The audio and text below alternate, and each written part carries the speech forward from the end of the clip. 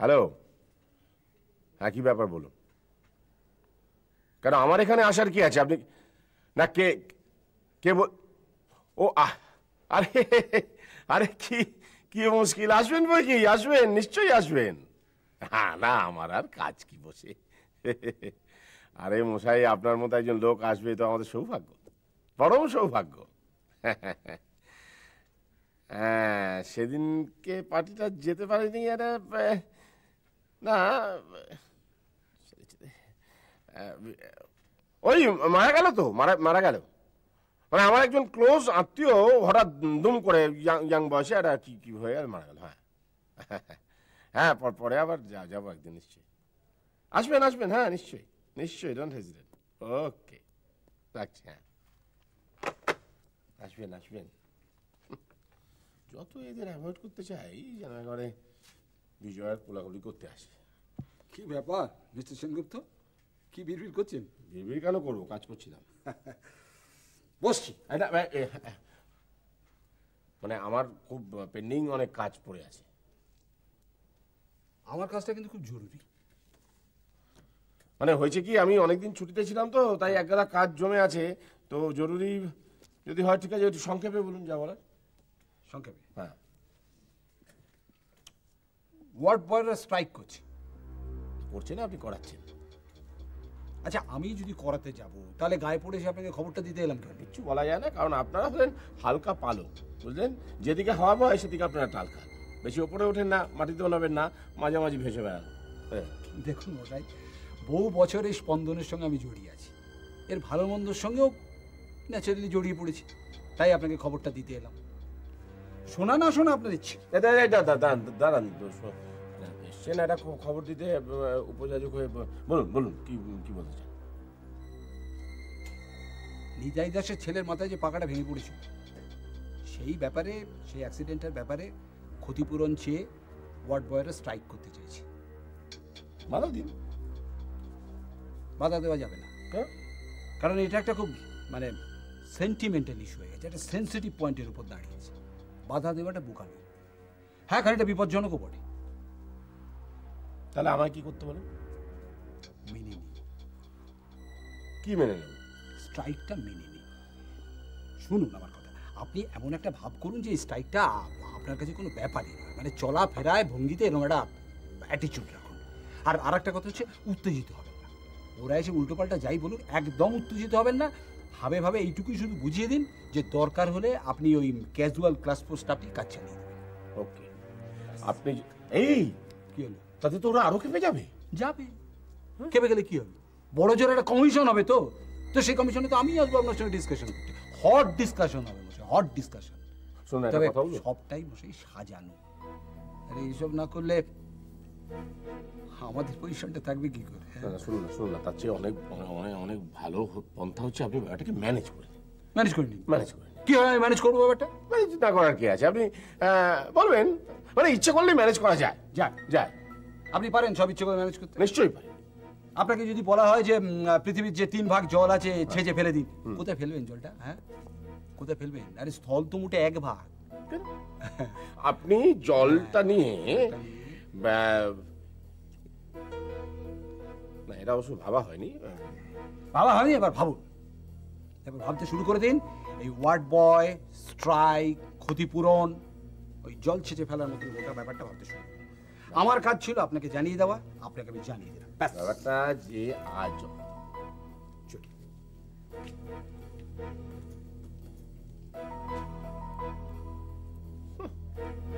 Strike করবে, করুক strike, আমিও দেখে নেব। আমাকে উপদেশ দিতে এসছে, যে ডালে বসে আছি সেই ডালি কাটি। আমি কি কালিদাস?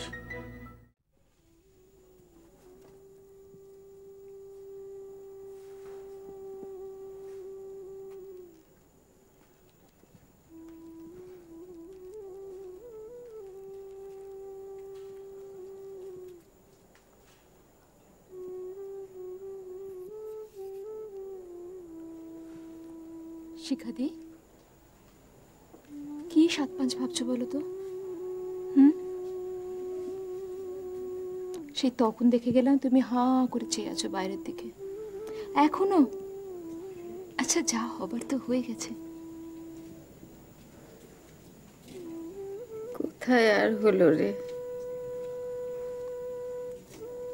তুমি কি একবারও বুঝতে পারছো না শিখাদি, কত বড় ভুল তুমি করতে যাচ্ছিলে?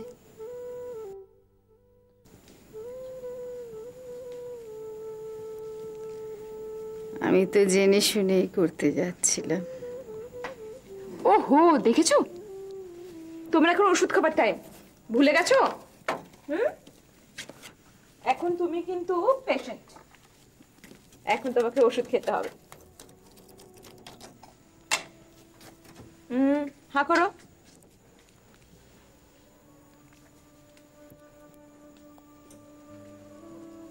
আর জল খাবে?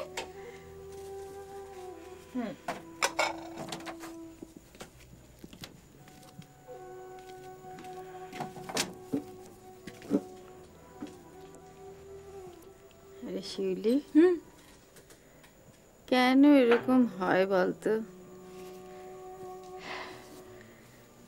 আচ্ছা, মানুষ তো সব জেনে শুনেই করে, তাই না? তাও কেন সব কিছু কিরম উলট পালট হয়ে যায় বলতো?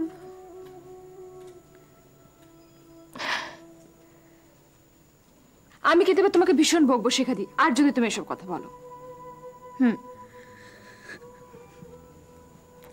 আমি মরলেই সব জ্বালা ছিল তোর। কিন্তু না শিখাদি, তোমার জ্বালা জুড়তো, কিন্তু তোমার সংসার, তোমার স্বামী,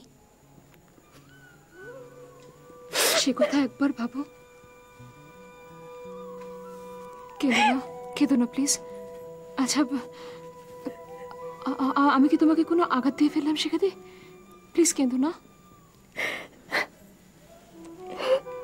কেঁদো না।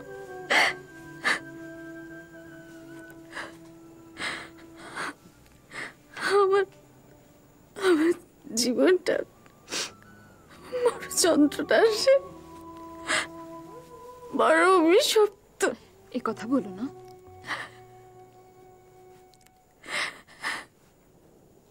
তোরা জানিস না, তোরা জানিস না,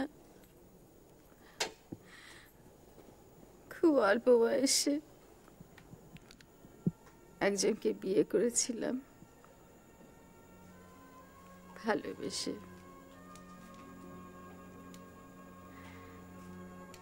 তারপর কিছুদিন বাদে বুঝতে পারলাম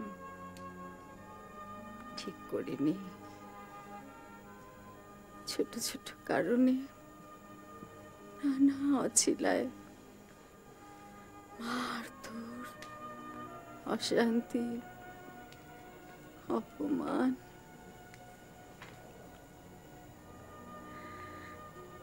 থাকতে পারলাম না রে। ছাড়াছাড়ি হয়ে গেল।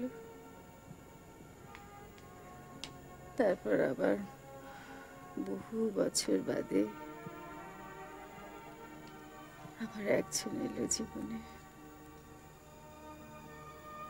ভালোবাসলাম,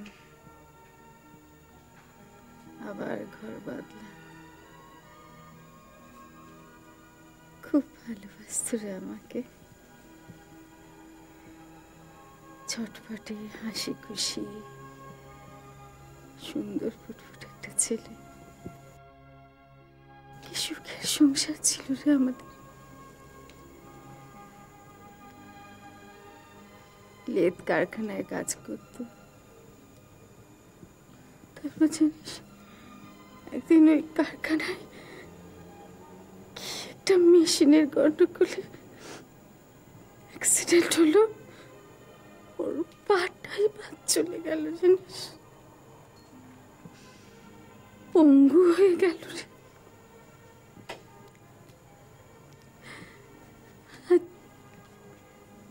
পঙ্গু মানুষটাকে নিয়ে আমি ঘর করছি।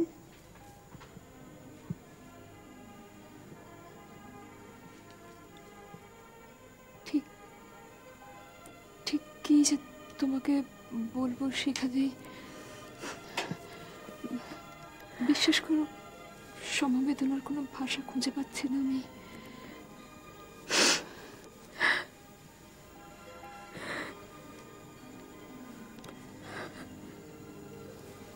শিখা দিয়ে একটা কথা বলবো, রাগ করবে না বলো?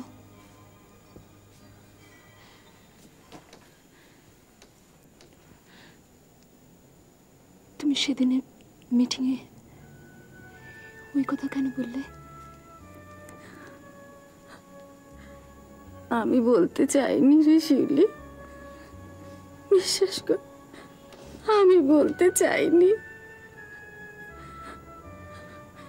আমাকে দিয়ে জোর করে বলানো হয়েছে। আমাকে বলেছে ওরা, কি বলেছে? আমি যদি সত্যি কথা বলি তাহলে আমাকে নর্থ বেঙ্গলে ট্রান্সফার করে দেবে। আমার সার্ভিস রেকর্ডে স্পট পড়বে, আমার পেনশন এফেক্ট হবে। শিউলি, শিউলি দেখ, ওই অসুস্থ মানুষটাকে বাড়িতে ফেলে এসে আমি নিজেই ঠিক থাকতে পারি না। আমার বড় অস্থির লাগে রে। তাই যখন আমি মিটিংয়ে ওরকম শুনলাম, আমার না কিরকম মাথাটা ঘুরে গিয়েছিল ট্রান্সফারের কথা শুনে। আমি মিটিংয়ে মিথ্যে কথা বলে দিলাম। হ্যাঁ হ্যাঁ শিখাদি, হ্যাঁ আমি বুঝতে পারছি তোমার কথা, কিন্তু তুমি একবার ভেবে দেখলে না তুমি আত্মহত্যা করতে গিয়ে কত বড় ভুল করছো? সেখানে যে মানুষটাকে তুমি বাড়িতে ফেলে রেখে হাসপাতালে স্থির থাকতে পারো না, তোমার সবচেয়ে কাছের জন, তোমার স্বামী, তাকে তুমি সারা জীবনের মতো ফেলে চলে যাচ্ছিলে।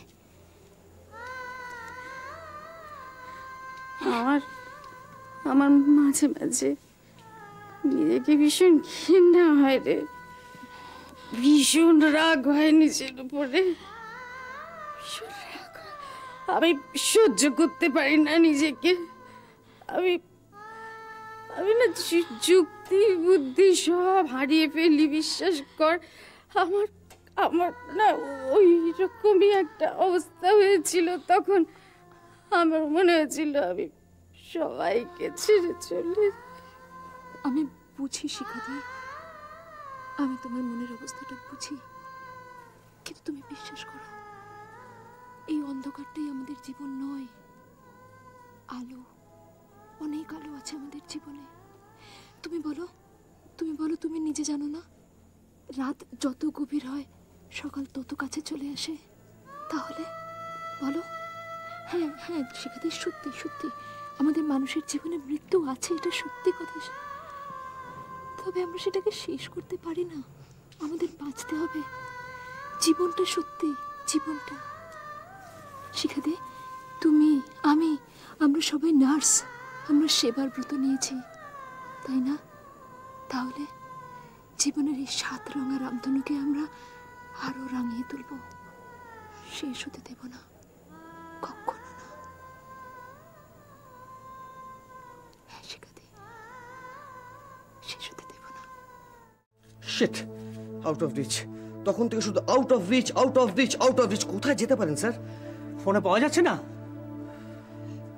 তাহলে? কিন্তু এদিকে তো মহা মুশকিল হয়ে গেল স্যার, হসপিটালেও আসছেন না, এদিকে টিকলির কন্ডিশনটা তো গ্র্যাজুয়ালি ডেটোরিয়েট করছে, ওর তো রক্ত এক্ষুনি দেওয়া দরকার। again out of reach. ও বাড়িতে নেই তো? ফোন করে একবার দেখুন না। উনি তো বাড়ি ফেরেননি, একবার একটা ফোন করেছিলেন, কিন্তু কোত্থেকে করে কিছু তো জানা যাচ্ছে না যে কোথায় আছেন এখন। আশ্চর্য স্যার, তো এরকম ভাবে কখনো আমি কিছু বুঝতে পারছি না ডক্টর। আরে বুঝতে না পারলে তো হবে না, টিকলির এখন রক্ত না দিলে ওকে বাঁচানো সম্ভব নয়। বুঝতে পারছি ডক্টর সোম, কিন্তু ও নেগেটিভ রক্ত স্পন্দনে একমাত্র ডক্টর রয় ছাড়া কারণ নেই। How can I? তা টিকলির বাবাই বা কোথায় গেল? কি পাওয়া গেল রক্ত? না ডাক্তারবাবু, কোথাও এই রক্ত পাওয়া যাচ্ছে না, কোথাও না। স্বেচ্ছাসেবী সংস্থা এখানে এলে আপনার আপত্তিটা কোথায়? আমার মনে হয় ওরা ঝামেলা করতে পারে। কি ঝামেলা করবে? ওরা পেশেন্টের হয়ে কথা বলবে, আমাদের কাছে ইন্টারফেয়ার করবে। কি ইন্টারফেয়ার করবে? আরে বাবা কি ইন্টারফেয়ার করবে নাকি, এটা করিনি কেন, ওটা হয়নি কেন, এইসব বলবে। তার মানে আমরা অনেক ব্যাপারে লাকি, হ্যাঁ অনেক ভুল আছে আমাদের।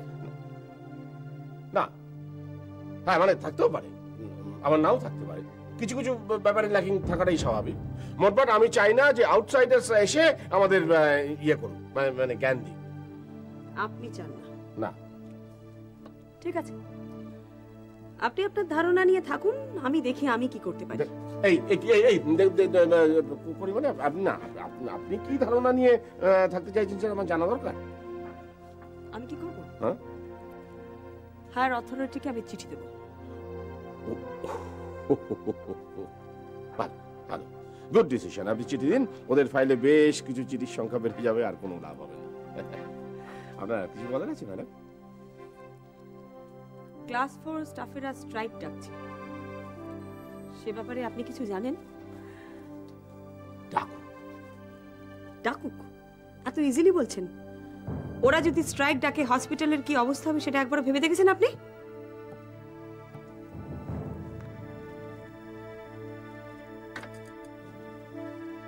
অবস্থার ব্যবস্থা আমি করে ফেলেছি। তাই নাকি? কি ব্যবস্থা করেছেন শুনি? আউটসাইডার ক্রমশ প্রকাশ্য।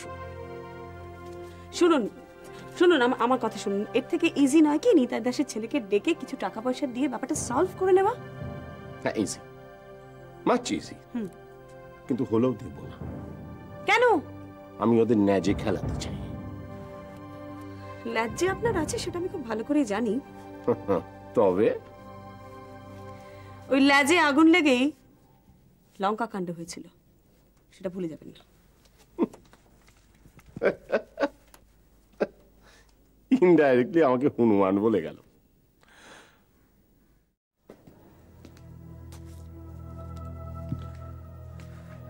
রক্ত না পেলে টিকলিকে বাঁচানো যাবে না, চোখের সামনে মেয়েটা মারা যাবে। আচ্ছা শোনো, হসপিটালে কি এমন কেউ নেই যার ব্লাড গ্রুপ ও নেগেটিভ? স্যার ছাড়া তো আমার কারো কথা জানা নেই। কিন্তু ডক্টর তো পাওয়া যাচ্ছে না, আমার এত অসহায় লাগছে। আচ্ছা আচ্ছা, বিপ্লব বাবু গেলেন কোথায়?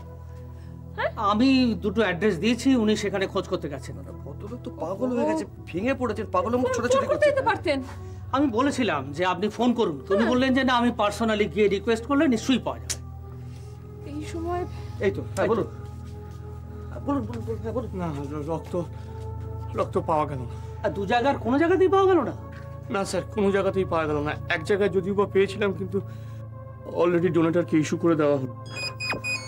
এই এই দেখো দেখো দেখো, স্যারের ফোন কিনা। দেখুন দেখুন, বাড়ি থেকে। ধরো অন্তত। হ্যালো, শুভ্রাংশু বৌদি বলছি। হ্যাঁ বলুন বৌদি। স্যার কি হসপিটালে গেছেন? স্যার ফিরেছেন? না, বাড়িতে ফেরেনি, তাই জানতে চাইছিলাম হাসপাতালে গেছে কিনা। ও, উনি এখনো আসেননি? আচ্ছা শুভ্রাংশু, ও এলে আমাকে একটা খবর দিও, ঠিক আছে? নিশ্চয়ই, হ্যাঁ আমি এখানে এলে আমি খবর দিয়ে দেবো। ওকে। কি হলো? বৌদি জিজ্ঞাসা করছিলেন স্যার হসপিটালে ফিরেছেন কিনা। হ্যাঁ, কিন্তু বাড়িতেও ফেরেননি? না। সব আমি দেখছি। হ্যালো, না এটা রং নাম্বার।